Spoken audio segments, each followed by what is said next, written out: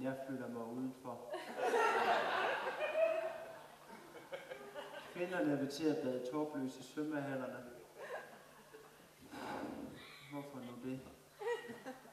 Førhen var det altså ikke noget problem at navigere rundt i bassinet. Dem med tøj over taljen var kvinder, og alle de andre var mænd. Så kommer kvinderne at bevise deres bryster og bade topløs. Nu skal påklædningen altså til at signalere. Jeg har bryster. Jeg bader topløs.